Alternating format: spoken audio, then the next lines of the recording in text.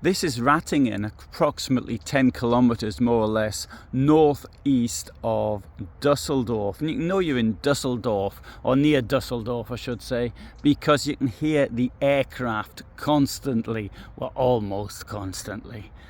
I'm here on the trail of Kurt Franz, the sadist who was deputy commandant and then commandant of Treblinka, and before that he was at Belzec.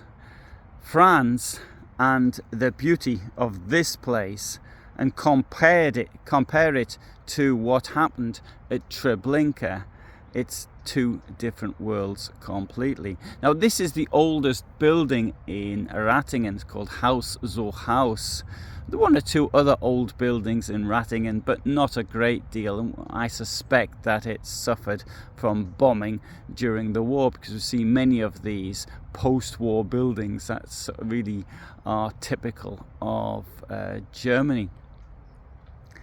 Kurt Franz was born in Dusseldorf in 1914, and after various jobs he ended up in the Waffen-SS, and initially in Operation Reinhardt, sent to Belzec, and then he found his way to Treblinka.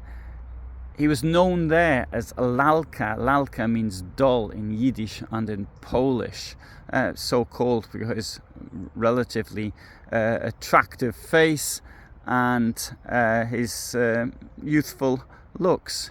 But he was an utter sadist. He went round the camp with a dog called Barry, a mixed St. Bernard breed, which had been trained to attack people, but only when the dog was with Franz. After Franz left Poland, the dog ended up with a doctor in Ostrów Mazowiecka, and the dog was perfectly normal. Indeed, when Franz wasn't with the dog allowed itself to be played with. Franz would train the dog to attack men, particularly in the genital region, and he would shout at the dog, or say to the dog, "Man, attack that dog." Man, of course, being the dog, and the dog being the victim.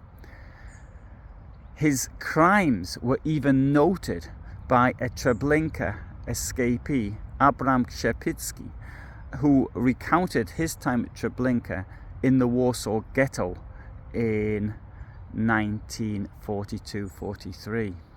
Franz was arrested in Augusterstrasse in Dusseldorf in 1959-64. He was sentenced to life imprisonment.